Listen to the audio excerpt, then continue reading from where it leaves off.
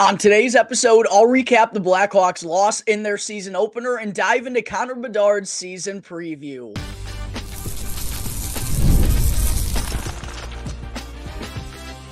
You're Locked On Blackhawks, your daily podcast on the Chicago Blackhawks, part of the Locked On Podcast Network, your team every day.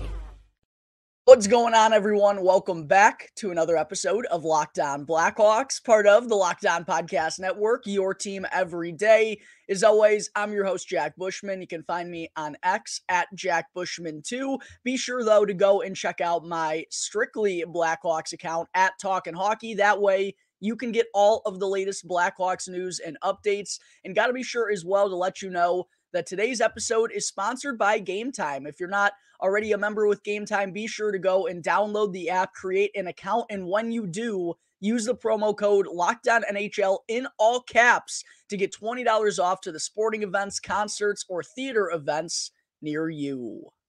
All right, good morning, everyone. Again, thank you all for joining me on another episode of Locked On Blackhawks, your one-stop shop for all things Chicago Blackhawks. Unfortunately, the Chicago Blackhawks did drop their preseason opener last night, 4-2 to the Red Wings at the United Center.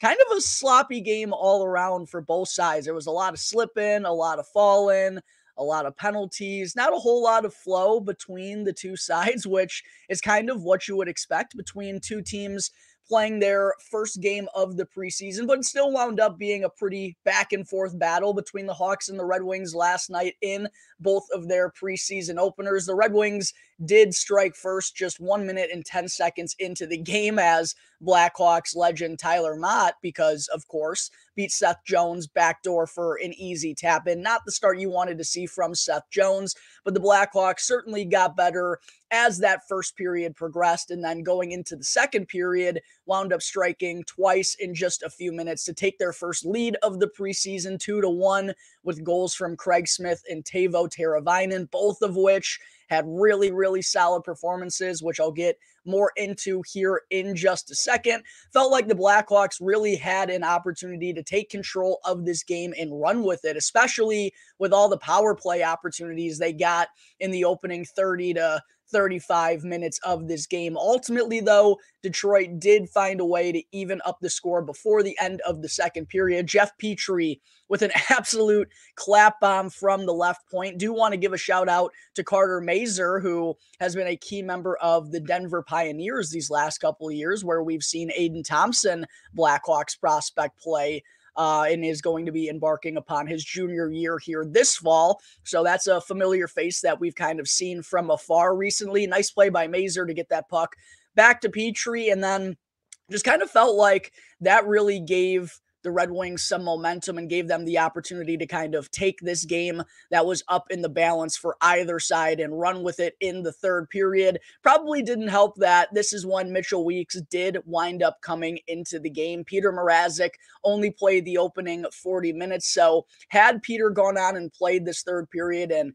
kept playing the way that he did in the opening two periods, who knows how this final score winds up looking, but Weeks comes in, wasn't able to slow the Red Wings' momentum. Lucas Raymond scores a howitzer of a goal that winds up being the game winner. And then another Blackhawks legend in Olli Maatta went on to add an insurance goal, going top shelf blocker side over Mitchell Weeks.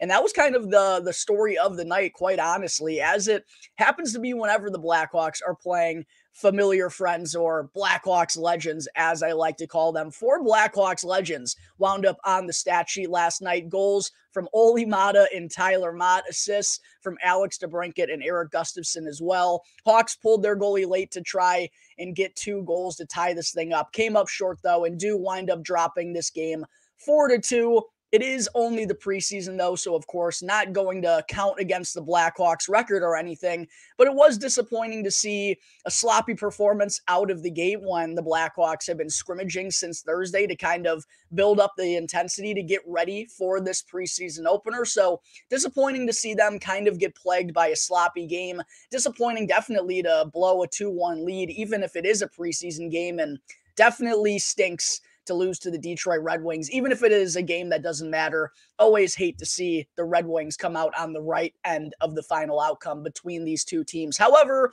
even though the Blackhawks lost this one, more importantly, there were still some takeaways, mostly positive, that I do want to get to, even though it was a sloppy performance out of the Blackhawks. Got to talk about some negative takeaways that I had from last night as well, as I will be doing following each of the Blackhawks' next 5 preseason games leading into the start of the regular season, where I'll be recapping all 82 of those 2 games as well. So just a quick reminder, if you're someone who's watching Locked On Blackhawks for the first time, I know my preseason preview episode that I dropped yesterday got a lot of new viewers. So whether you're a first-time viewer here on YouTube or someone who stumbled upon a couple of episodes, please do me a huge favor.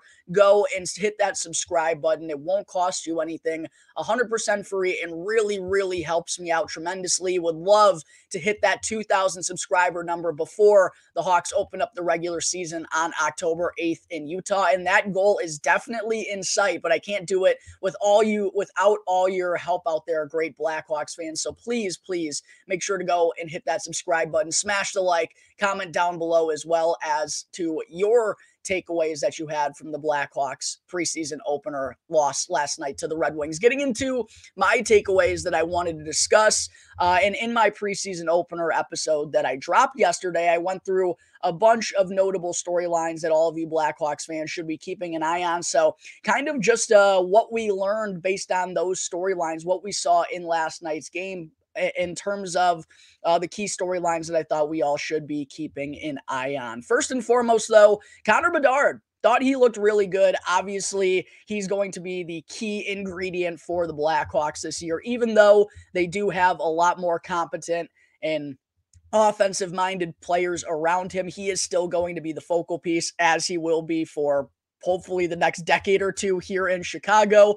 So all eyes were on Connor Bedard last night to see how he was going to look. First time on the ice in a couple of months in game-like action, and he didn't skip a beat as expected. Looked really sharp, I thought, for the most part. He said he was a little gassed out there despite having pretty good conditioning work throughout the course of the summer, but I think that's just kind of what comes with first game-like action in several months. But we saw Bedard pick up a nice primary assist on Teuvo Teravainen's goal. He also added 4 shots on net in 21 minutes and 54 seconds worth of action, which I think is going to kind of foreshadow the amount of ice time and the large role that Luke Richardson plans on giving him and the Blackhawks top line this year. We saw Bedard really hit 20 minutes per game most nights in the second half of the season when it felt like Luke Richardson started to trust him a little bit more, and saw Connor Bedard get more comfortable and just more familiar with all kind of situations out there. I expect that's kind of the ice time we'll see more frequently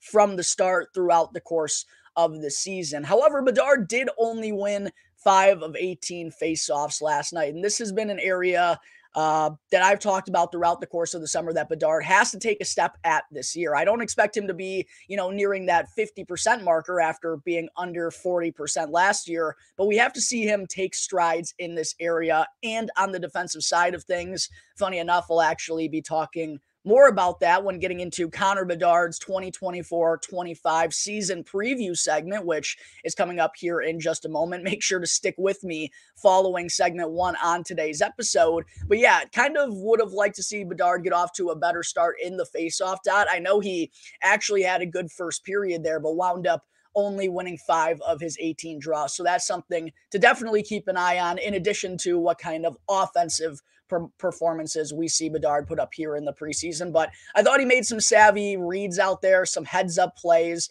was feeling out the defense rather nicely. And I liked what I saw from him on the power play too. Had some cool spinorama passes that I don't think we saw from Bedard last year. Feels like that's something that he's added to his arsenal here in the offseason. And all in all, just the way he was kind of controlling and commanding the power play from that left dot. Those are the things we want to see. So for the most part, I liked what I saw from Connor Bedard. Hope he gets better in the faceoff dot as the preseason progresses, though. And Bedard on that top line, of course, with Tyler Bertuzzi and Teuvo Teravainen, who was one of the most impressive Blackhawks for sure last night in his first unofficial game back at the United Center. Thought he really did make the most of his opportunity. He led the Blackhawks, or was one of two Blackhawks who recorded 5 shots on goal in this one, scored their second goal of the game, also chipped in and won 75% of his faceoffs, which I love to see. And there were times where he was the one actually in the dot instead of Connor Bedard, like we saw Nick Foligno do with Bedsy last year. Feels like we could see some out of that from Teuvo Teravainen this year, who has been a semi-decent face-off man, even though he's been a winger for the majority of his career and kind of is a more natural winger with his size and the way that he plays the game. So like to see Teuvo kind of step up in all areas. I thought he looked really good at the right dot on the Blackhawks power play as well. So a big opening performance from Teuvo Teravainen on the top line, not Taylor Hall last night. Going to be interesting to see if head coach Luke Richardson elects to stick with the trio of Bertuzzi, Teravainen, and Bedard moving forward here in the preseason. Speaking of the Blackhawks power play, even though they went 0 for 4, I liked really what I saw from them for the most part, especially considering that they really haven't worked on special teams at all so far in training camp because they've been scrimmaging. That's kind of one detriment of scrimmaging every day since things opened up. But I do expect the Blackhawks to start working on each of their special teams units a little bit more here in practice with preseason games getting underway. So considering they really hadn't worked on it at all, kind of liked the puck movement despite not getting the finished product. I thought Bedard, Teravainen, and Bertuzzi, those three in particular, were really effective together on the Hawks man advantage. Another man who was really effective last night, Craig Smith, the other player who tied Teuvo Teravainen with 5 shots on goal, honestly might have been the most impressive Hawk in this game last night, and was, to me, certainly the most impressive Hawk outside of the Blackhawks top line. Really sharp opening performance from Craig Smith, who's one of those guys that's competing for not only a final roster spot, but one of the openings on the Blackhawks fourth line when the first game of the season rolls around in Utah. And I did misspeak on the episode. I think I dropped yesterday or Tuesday when I said that Ryan Donato and Craig Smith were both on the outside looking in. It's Ryan Donato and Joey Anderson who appear to be on the outside looking in right now. Craig Smith actually has been skating on the Blackhawks fourth line with Andreas Athanasiou and Pat Maroon. So Craig Smith really making his case to be a regular in the lineup when things open up on October 8th. Not only did he have those 5 shots on goal and the first goal of the preseason for the Blackhawks, but I thought he just made some really savvy plays all around, intercepting passes, creating rushes, springing opponents in the other direction. Nearly had Ryan Donato going for a breakaway there. And then a beautiful backhand finish, good patience to stick with it and follow up on his own rebound for that goal. And then I also thought Craig Smith, for being 35 years old, I mean, just comparing to who the Blackhawks have had in the bottom 6 these last couple of years, I thought Craig Smith played with some pretty good pace out there last night too. So really solid start to the preseason for number 15, Craig Smith. That is not Joey Anderson's number anymore. Do not forget he is number 22. I mentioned Peter Mrazek earlier, only played the opening 40 minutes of this game. Had he played the full 60, who knows what the final outcome looked like. But I really liked what I saw from Peter Mrazek in this game. He gave up that early goal. That wasn't his fault. Seth Jones got beat backdoor. Not the start we wanted to see from him. But he really calmed things down. And in that second period, when the Red Wings kind of turned momentum upside down and kind of captured things in their direction, Peter Mrazek was really the one who kept the Blackhawks in this game and kept it 2-2 going into the third period, gave his chance to win, gave his team a chance to win going into the final frame. Ended up stopping 21 of the 23 shots that he faced. Can't blame him for either of the goals that the Red Wings scored. But a good first showing here out of Peter Mrazek, and what I expect him to get maybe 1 or 2 more starts here before things open up for real. As far as the kind of negative takeaways to get into, tough first night for the Hawks' new top 4 defensive pairings. Alec Martinez and Seth Jones, TJ Brody and Alex Vlasic. Funny enough, I thought they kind of flip-flopped momentum throughout the course of this game. Like Martinez and Jones, I thought they started really, really shoddy. And quite honestly, Jones never really recovered. He was probably the worst Blackhawk in this game, which is not what you want to see. Really important for him to get off to a good start this year. Has to bounce back and be better in his next preseason action. But I thought Martinez started really sloppy. TJ Brody started really good. And then as the game went on, Brody kind of faded a little bit. He did pick up a nice assist on Craig Smith's goal, but took a penalty, a couple of sloppy defensive turnovers and bad reads in his own zone. He started okay and then ended poorly. Martinez started poorly and then ended okay. Thought Alex Vlasic was all right for the most part, but definitely not an ideal start. It was definitely a sloppy night for those top 2 defensive pairings for the Blackhawks. Kevin Korchinski and Connor Murphy were definitely the most solid of the 3 duos. And Korchinski wasn't like a huge standout or anything, but it was a nice little start for him in his push to make the opening night roster. Wouldn't say he like fully capitalized on the opportunity with Wyatt Kaiser out of the lineup, but a good start for Kevin Korchinski. Going to be really interesting to follow that development throughout the course of the training camp. Unfortunately, Nick Lardis and Frank Nazar, my boy, Frank the Tank, did not have the night that I was envisioning in this major chance that they got on the second line with Taylor Hall. Really just couldn't get anything going. It felt like they were stuck playing defense the entirety of the night. And for Frank Nazar, it just felt like he had a case of the trying to do too muches. He was a walking turnover whenever he had the puck.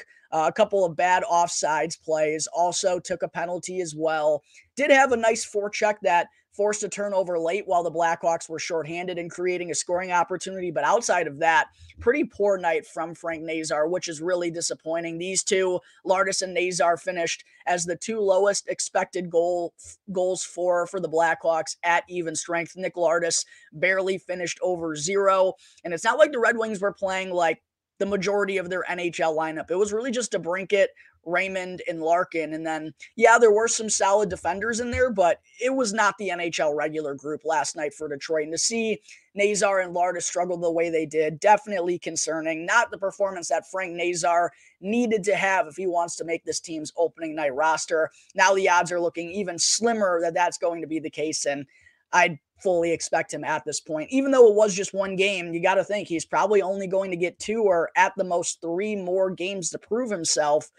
Seems even more unlikely at this point in time that he winds up making the opening night roster. I did want to be sure to give a shout out to AJ Spellacy, though, who mixed it up and made a couple of noticeable plays out there, simplified his game, which I like to see. And boy, does he just play with so much pace and size for a kid who's 18 years of age. So easy to notice AJ Spellacy out there, not afraid to mix it up. Took kind of a bad hit by Dylan Larkin after hitting him into, I think he hit Lucas Raymond into the boards actually, but didn't bat an eye, got right up, mixed it up in the corner. I don't even know if it was a dirty hit by Larkin because it happened so fast and it looked like Spellacy suddenly fell to the ice. I know some Blackhawks fans were pissed about it. I don't know. Without a replay, it was just really hard to tell in full speed if that was Larkin's intentions. But regardless, AJ Spellacy continues to make himself noticeable out there. And it felt like the Blackhawks gave him the opportunity to play in this game as a reward for the strong performance he's had thus far in the preseason or in training camp and at the Tom Curver's Prospect Showcase. We'll see if he gets another game of action with the way that he performed last night. I kind of think he deserved it. But there are all of my key takeaways that I had from the Blackhawks. Preseason opener loss last night to the Detroit Red Wings. Again, I'll be recapping each and every one of the Blackhawks' 6 preseason games here before the action turns for real on October 8th. Be sure to hit that subscribe button so you don't miss out on any of the latest Blackhawks news and updates. Going to take my first break on today's show, Blackhawks fans, but coming up in just a moment, going to get into my first 2024-2025 season preview segment, starting with none other than 19-year-old phenom Connor Bedard. But first, real quick, I got to talk to you all about Game Time. Hockey season is right around the corner, and I cannot wait to get back to the United Center here in Chelsea Dagger, grabbing a cold beverage and enjoying the atmosphere at the Madhouse. And I'm sure many of you Blackhawks fans out there listening or watching this right now feel the exact same way that I do, and that's why I got to tell you all quickly about Game Time. And Game Time has a new feature called Game Time Picks that make getting tickets to your favorite live events, not just hockey games, even easier. And I personally have used Game Time since I was in high school, close to a decade ago now, which reminds me how old I'm getting, because it's always been the fastest, cheapest, and easiest way for me to purchase tickets, whether I am going down to the United Center to catch a Blackhawks game, if I want to go out to Wrigley like I actually am doing tomorrow. And guess where I purchased my ticket for that game? Oh yeah, I purchased it with Game Time because it's the cheapest, fastest, and easiest way for you to purchase all of your tickets, regardless if you're going to a sporting event, concert, or theater event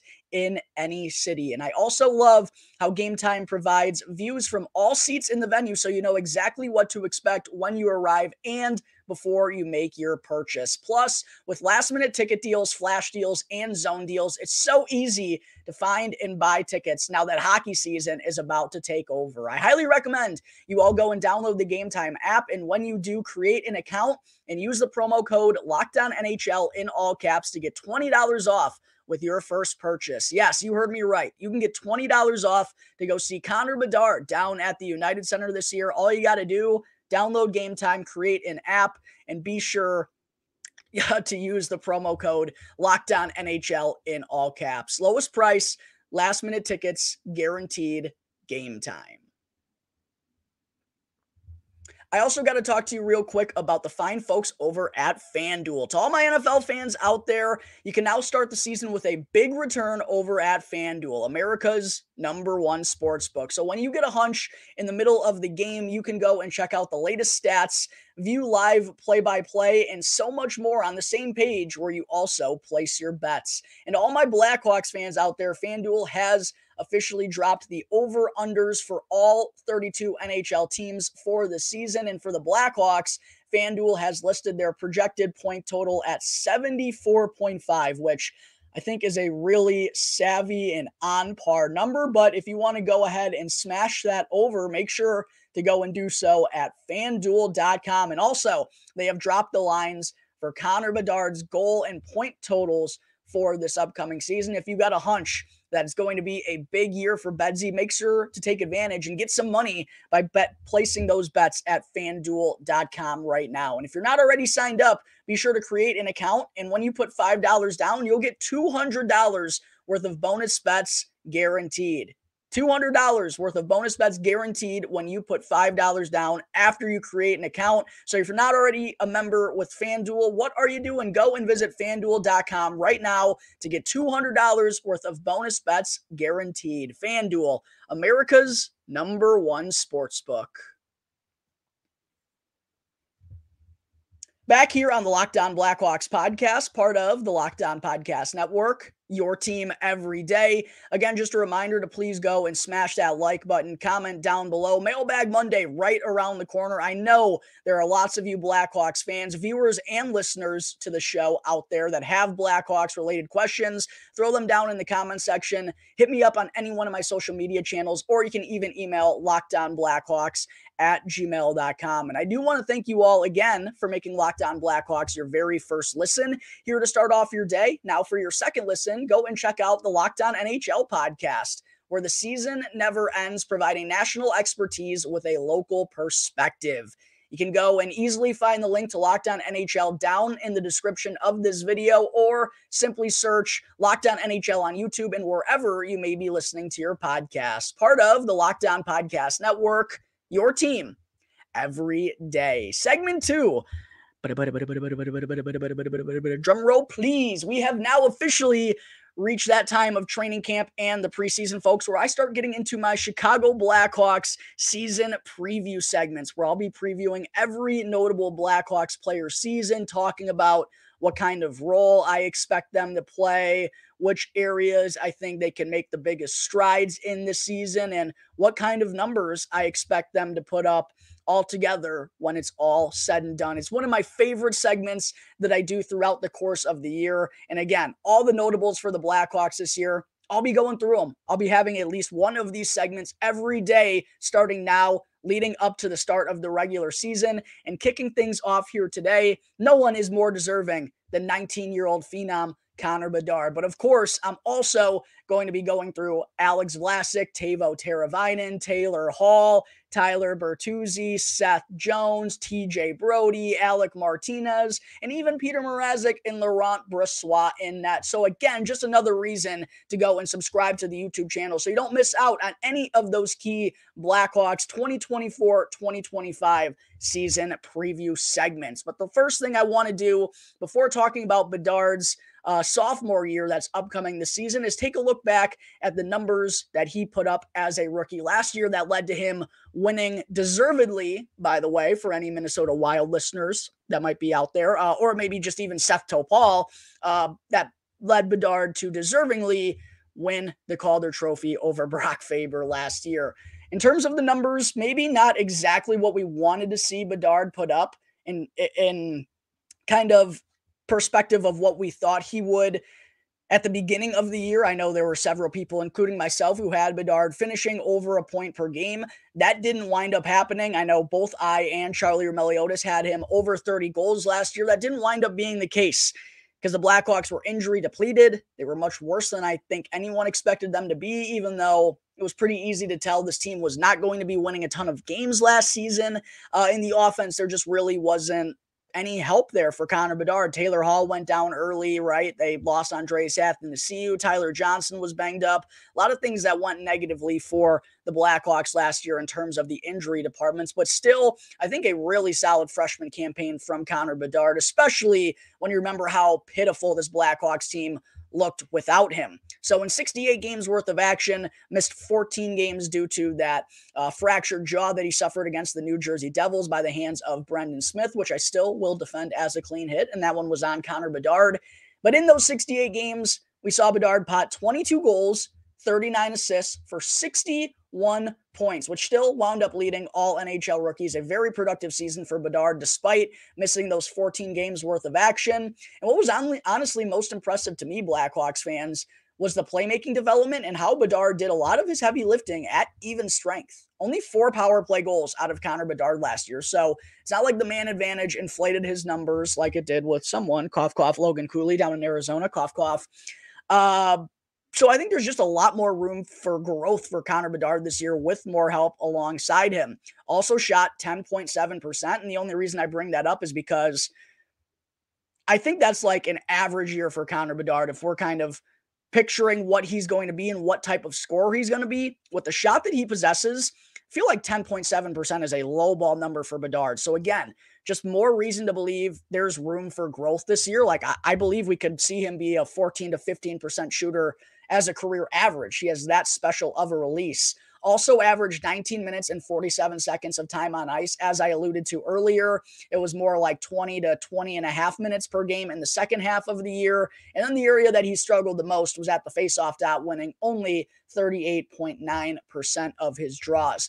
In terms of what kind of year do I envision Bedard having in his sophomore campaign? As of right now, we're not officially sure who the line mates are going to be. We don't know if it's going to be Bertuzzi and Teravainen, Hall and Teravainen, Hall and Kurashev, even though that seems unlikely. We're still not 100% sure, but regardless, there is going to be better help along Connor Bedard alongside him this year, and that was done intentionally and really needed to happen, had to be done by Blackhawks GM Kyle Davidson to ensure that Bedard develops properly. And while the Blackhawks want to take a step as a whole this year, number one is that Connor Bedard takes that next step himself, because he's going to be the face of the franchise. And yeah, we're going to have nice pieces around him, but we're really going to go as he goes for the next decade or so. And, you know, that's what we want to see Connor Bedard do this year, is just take that next step and become more comfortable kind of turning into that guy and controlling and commanding games, getting more comfortable out there,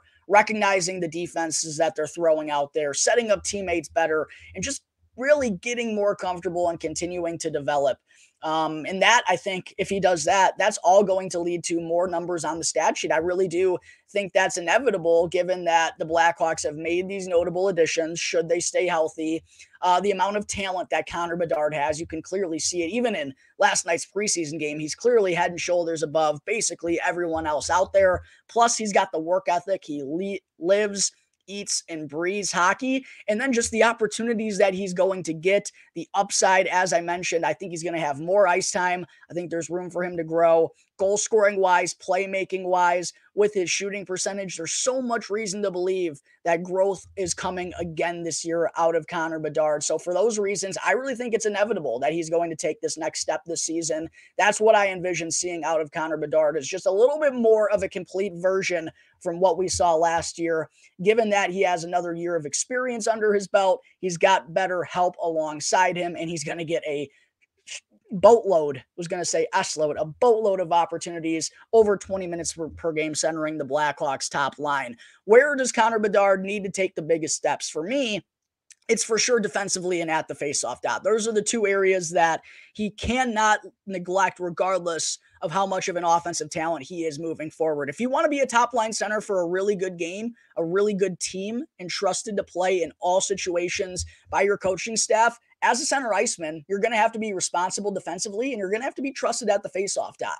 And those are two areas, two boxes that Connor Bedard has not checked off at this point. Defensively, I think, is more of a focal point than the faceoff dot at this point in time, because with experience, with reps, once Connor Bedard's 23, 24 years old, I do believe he's going to be really good at the faceoff dot. But I would like to see him kind of take on more defensive responsibilities as a whole this year. Offensively, just continue to develop those playmaking skills like we saw in the second half of last season, and kind of get more comfortable commanding the play on the power play. Be the game breaker for the Blackhawks out there on the man advantage. As far as what kind of numbers do I expect Connor Bedard to put up this year, Blackhawks fans, the first thing I'll say is I do expect him to put up over a point per game this year for sure. I think he's just too talented. Again, he's going to have a lot more help. I think the Blackhawks power play is going to be better.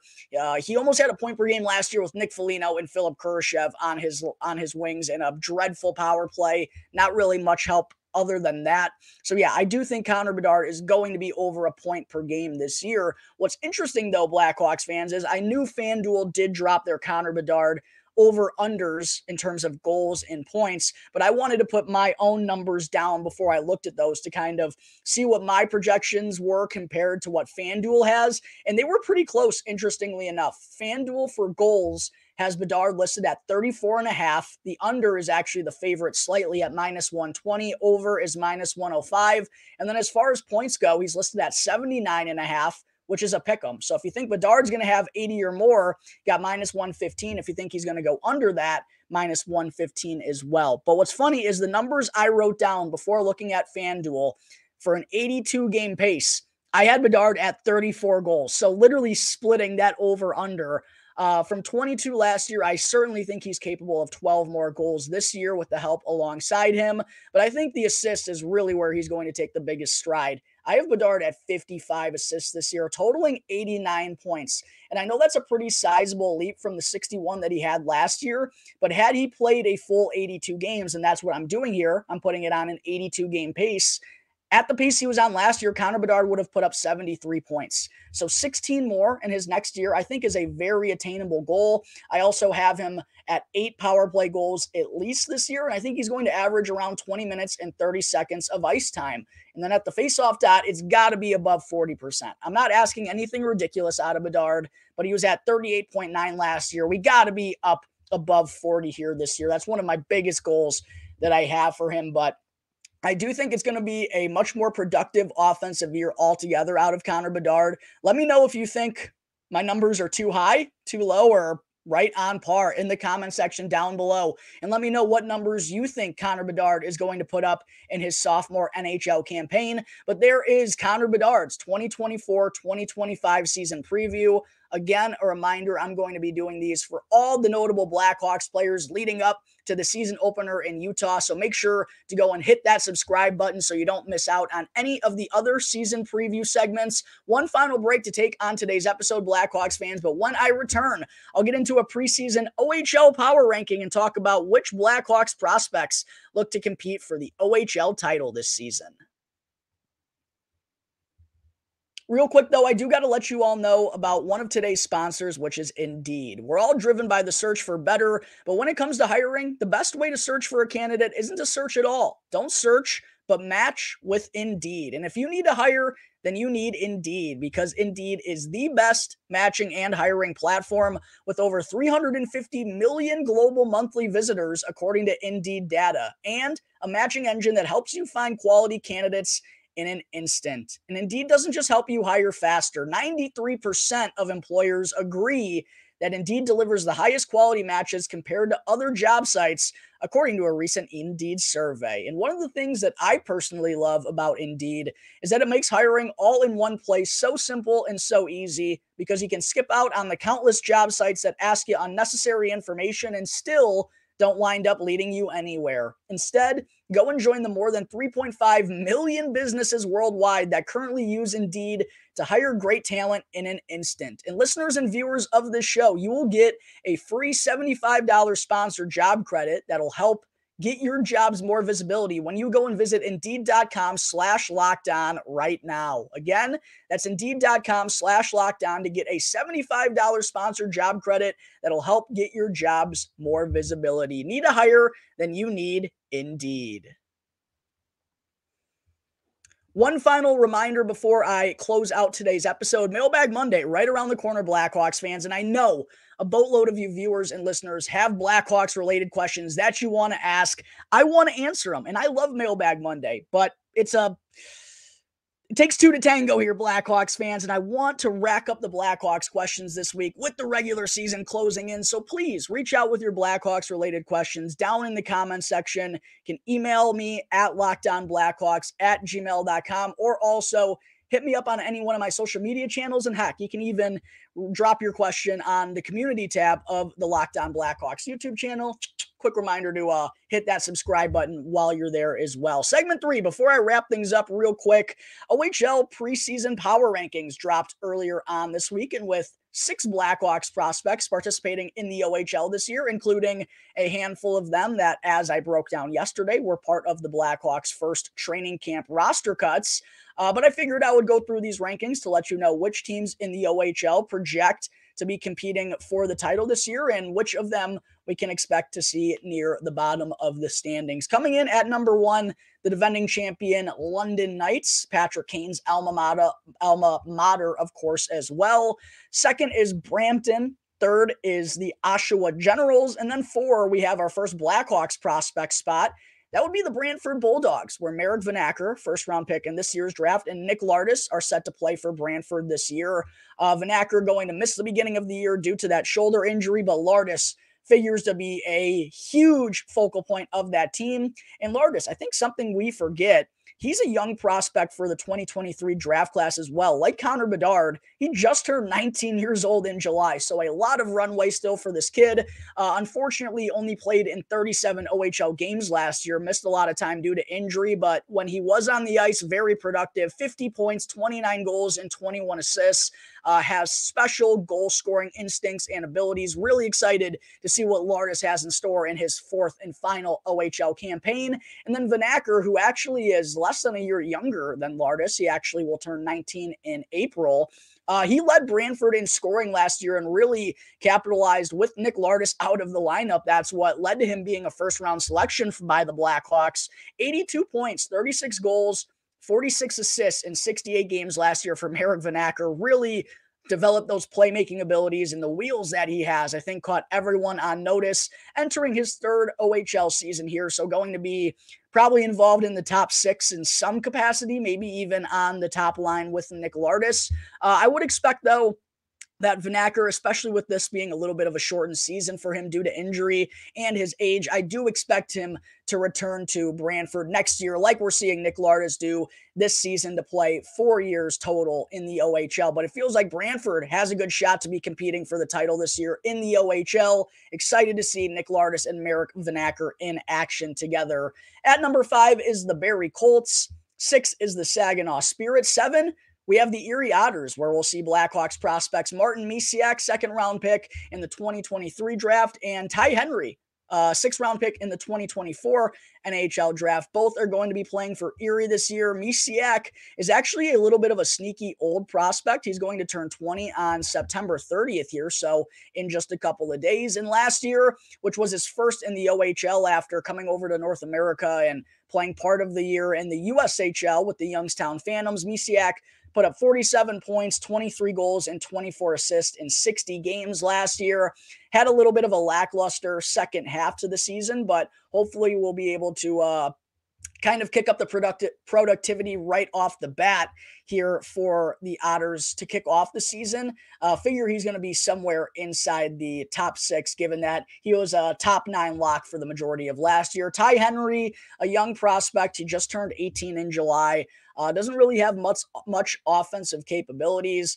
In 54 OHL games last year, he only racked up 7 points, and all of them were assists. But it was just his first full OHL campaign. We'll expect him to be there for at least the next 2 years. And for being barely turned 18, he does have some good size and defensive tendencies. 6'2", 200-pound defenseman, plays with a little bit of an edge, so you like to see that. I'm sure the Blackhawks took a chance on him late because of the size that he has for being a young kid. So keep an eye on Ty Henry up in Erie with Martin Misiak this year.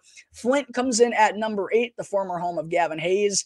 At number 9 is the Kingston Frontenacs, the former home of Paul Ludwinski. The Ottawa 67s come in at number 10, the Guelph Storm at 11, the North Bay Battalion at 12, Kitchener Rangers at 13, and then the Sudbury Wolves at number 14. Alex Pharand, who was part of those roster cuts, didn't get to see him at the rookie showcase or in camp thus far due to an injury, but he's going to be back with Sudbury this year for his 4th year, probably his last in the OHL as well.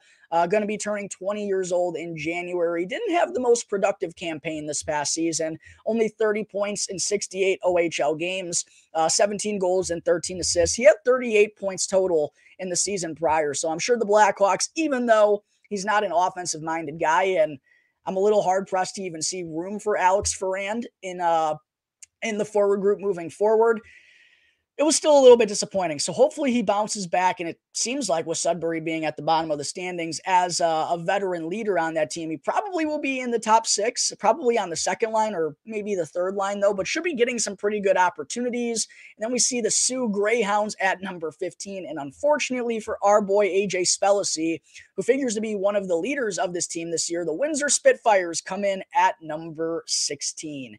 Spellacy, though, getting a good chance here in the preseason. Hopefully he can kind of snowball that energy that he's kind of created for himself and keep that rolling in Windsor. Still only 18 years old, not going to turn 19 until February. Had a pretty good second OHL campaign last year, 38 points, 21 goals, and 17 assists in 67 games. Was close to a point per game, though, for the Spitfires in their final 30 games of action. So excited to see the size and speed combo on display for the Windsor Spitfires this year for AJ Spellacy, and who knows, could be even wearing a letter as a third-year player up in Windsor this year. But that's going to wrap up today's episode of Locked On Blackhawks. As always, thank you all again for joining me on the show. Be sure to go and follow Locked On Blackhawks for free right now, wherever you may be listening to your podcast. And even if you are someone who regularly listens to the podcast version, please make sure to go and subscribe to Locked On Blackhawks on YouTube. 100% free, won't cost you anything. And that way you can get the latest episode as soon as it's uploaded each and every day. If you want to check me out on X, you can find me at Jack Bushman 2.